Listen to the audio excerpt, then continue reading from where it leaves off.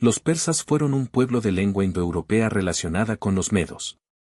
Ambos pueblos quizá formaban parte de las grandes olas de migración indoeuropea hacia el Mediterráneo, el cercano Oriente e India.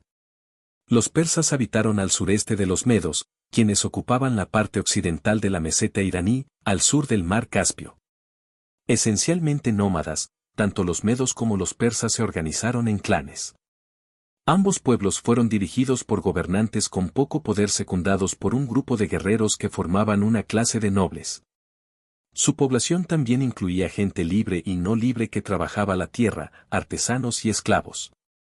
Los medos comenzaron a formar confederaciones de varias tribus y a principios del siglo VII a.C. se unificaron bajo una monarquía. Los persas hicieron lo propio bajo la dinastía aqueménida, establecida en Persia, en el sur de Irán. Unos 50 años después, los persas se convirtieron en súbditos de los medos, quienes entonces constituían un estado poderoso y junto a los babilonios derrotaron a los asirios. Tras la captura de Nínive en el año 612 a.C., el rey Ciaxares fundó el Imperio Medo, el primer imperio iraní conocido en el antiguo cercano Oriente. En el año 559 a.C., Ciro se alzó como líder de los persas, los unió bajo su mandato y avanzó en una ofensiva en contra de los medos. Años después, estableció el control persa sobre Media, convirtiéndola en la primera satrapía o provincia persa. 3 años después, Ciro derrotó al próspero reino de Lidia en el oeste de Asia Menor, el cual se convirtió en otra satrapía persa. El ejército de Ciro se dirigió a conquistar las ciudades-estado griegas que se habían establecido en la costa jónica del occidente de Asia Menor. Ciro regresó hacia el oriente sometiendo la parte oriental de la meseta iraní, Sogdia, hasta el occidente de India. Con su frontera al oriente asegurada, Ciro entró a Mesopotamia y capturó Babilonia.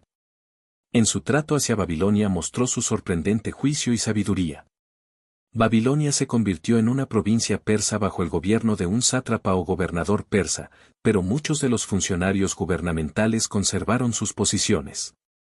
Ciro adoptó muchos títulos: rey de todo, rey de Babilonia, rey de las 4 orillas de la tierra, hijo de Cambises el gran rey, rey de Ansán, e insistía en que era parte de la antigua y continua estirpe de los reyes babilonios. Al halagar la vanidad de los babilonios ganó su lealtad.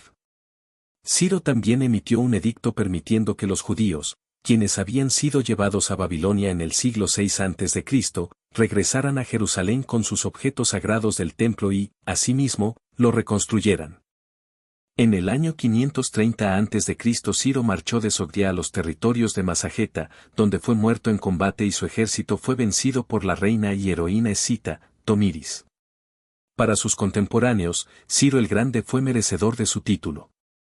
El historiador griego Heródoto narra que los persas lo vieron como a un padre, un gobernante gentil que les procuraba todas las formas de bienes. Ciro debió ser un gobernante poco común para su tiempo, un hombre que demostró gran sabiduría y compasión en la conquista y organización de su imperio. Obtuvo el favor de la clase sacerdotal de las tierras conquistadas restaurando templos y permitiendo tolerancia religiosa. Ganó aprobación no solo empleando persas sino también locales como funcionarios en sus propios estados. Permitió a los medos ser comandantes militares. A diferencia de los gobernantes asirios de imperios anteriores, tuvo reputación de misericordioso. Medos, babilonios y judíos, todos lo aceptaron como su legítimo soberano.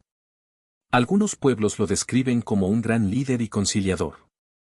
En efecto, un profeta hebreo se refiere a él como el ungido de Dios: soy el Señor quien habla de Ciro, él es mi pastor y habrá de cumplir todo lo que me plazca, él dirá a Jerusalén, que se reconstruya, y del templo, que sus cimientos se levanten. Isaías 44, 28. Ciro sentía un respeto genuino por las civilizaciones antiguas. Sin duda, creía que estaba creando un imperio mundial que incluía pueblos que tenían antiguas y venerables tradiciones e instituciones. A la muerte de Ciro, su hijo Cambises II asumió el poder como gran rey. 4 años más tarde, Cambises invadió Egipto, el único reino en el cercano Oriente que no había caído bajo el control persa. Ayudado por la flota fenicia, derrotó a las fuerzas egipcias y capturó al faraón. Egipto se convirtió en una satrapía, con Menfis como su capital y Cambises tomó el título de faraón. Luego de la muerte de Cambises en el año 522, Darío surgió como el gran rey después de un año de intensa guerra civil. Una vez a cargo, se dio a la tarea de fortalecer su imperio. Su campaña hacia el occidente de India resultó en una nueva provincia persa que se extendió hasta el río Indo. También se dirigió hacia la misma Europa, conquistando Tracia y forzando al rey macedonio a ser su vasallo. Una rebelión de las ciudades griegas jónicas en el año 499 a.C. dio como resultado una libertad temporal para las comunidades del occidente de Asia Menor. Los jonios, ayudados por los griegos del continente, principalmente por Atenas, invadieron Lidia por un breve periodo y quemaron Sardis, el centro de esa satrapía. Este evento obligó a Darío a involucrarse con los griegos del continente. Después de restablecer el control de las ciudades griegas jónicas, Darío retomó la invasión del continente griego, el cual culminó con la victoria ateniense en la batalla de Maratón, en el año 490 a.C. En los tiempos de Darío, los persas crearon el imperio más grande en el mundo conocido hasta ese momento.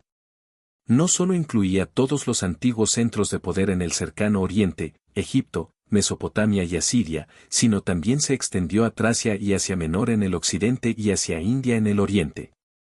Para fines administrativos, el imperio se había dividido en casi 20 provincias llamadas satrapías. Cada provincia estaba regida por un gobernador o sátrapa, literalmente un protector del reino. Aunque Darío no introdujo el sistema de las satrapías, se aseguró de que estuvieran organizadas de manera más racional. Creó un sistema inteligente para calcular el tributo que cada satrapía debía mandar al gobierno central y dio a los sátrapas deberes cívicos y militares específicos, recolectaban tributos, eran responsables de la justicia y seguridad, llevaban a cabo el reclutamiento militar y, por lo general, dirigían las fuerzas militares dentro de las satrapías. En términos de poder real, los sátrapas eran reyes en miniatura que establecían cortes imitando a las del gran rey. De la época de Darío en adelante, los sátrapas fueron descendientes de persas. Las mayores satrapías se daban a príncipes de la familia del rey y sus cargos eran esencialmente hereditarios. Las satrapías menores se ponían en manos de nobles persas. Sus cargos también solían pasar de padre a hijo. La naturaleza hereditaria de los cargos de gobernadores hacía necesario poner algunos controles a su poder. En consecuencia, varios historiadores piensan que había funcionarios en las cortes sátrapas, como secretarios y generales encargados de los cuarteles militares, que reportaban directamente al gran rey, para mantenerlo informado de lo que sucedía dentro de los diversos gobiernos sátrapas. Es también posible que un funcionario conocido como Ojo del Rey o Mensajero del Rey hiciera inspecciones anuales de cada satrapía.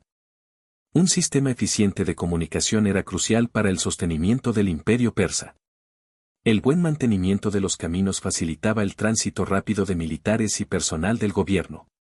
Uno en particular, conocido como el Camino Real, unía a Sardis, centro de Lidia en Asia Menor, con Susa, la ciudad capital del imperio persa. Al igual que los asirios, los persas establecieron estaciones de correo equipadas con caballos descansados para los mensajeros del rey. En este vasto sistema administrativo, el rey persa ocupaba una posición exaltada. Aunque no se le consideraba un dios como al faraón egipcio él era, sin embargo, el elegido o regente del dios persa Ahura Mazda. Todos los súbditos eran sirvientes del rey y este era la fuente de toda la justicia, pues poseía el poder de vida y muerte sobre todos. Los reyes persas vivían aislados, en una serie de espléndidos palacios y no se tenía fácil acceso a ellos. Darío en particular fue un constructor de palacios en gran escala. Su descripción de la construcción de un palacio en la principal capital persa de Susa demuestra realmente cuán internacional era el imperio persa. Este es el palacio que yo construí en Susa, su ornamentación fue traída desde lejos.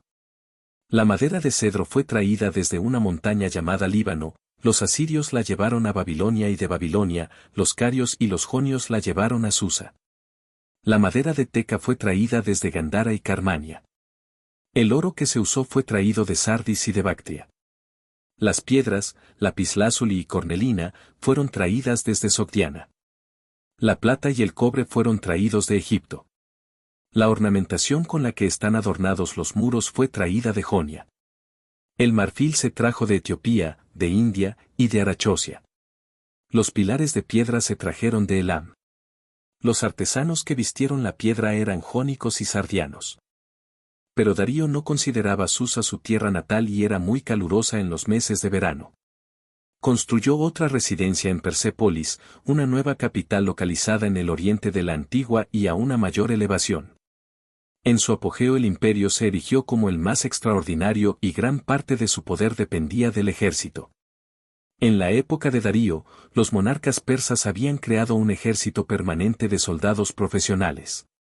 Esta fuerza era verdaderamente internacional, compuesta de contingentes de varios pueblos que formaban el imperio. En su núcleo estaban las fuerzas de la caballería compuesta por 10.000 miembros y la fuerza élite de la infantería por 10.000 medos y persas conocidos como los inmortales porque jamás se les permitió ser menos de 10.000. Cuando alguno moría era sustituido de inmediato. Los persas hacían uso eficaz de la caballería, especialmente operando detrás de las líneas enemigas y destrozando líneas de comunicación. La marina persa estaba formada por barcos de estados vasallos, incluidos fenicios, egipcios, anatolios y griegos jónicos. De todas las contribuciones culturales persas, la más original fue su religión, el zoroastrismo. Zoroastro, o Zaratustra, fue una figura semilegendaria que, según la tradición persa, nació en el año 660 a.C. Después de un periodo de peregrinación y soledad, experimentó revelaciones que lo llevaron a ser reverenciado como profeta de la verdadera religión.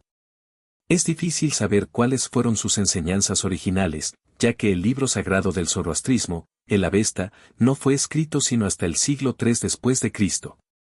Sin embargo, los académicos creen que las primeras secciones del Avesta, conocidas como el Yasna, que consisten en 17 himnos o gatas, contienen los escritos auténticos de Zoroastro, lo cual nos permite unir las piezas que forman su mensaje.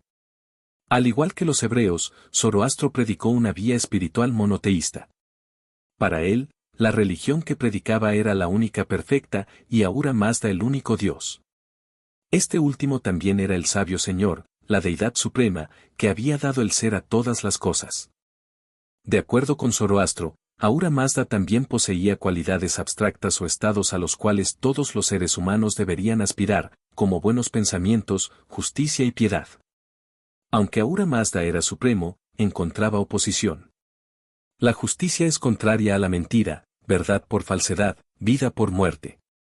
Al principio del mundo, el buen espíritu de Ahura Mazda se oponía al espíritu del mal, Ahriman.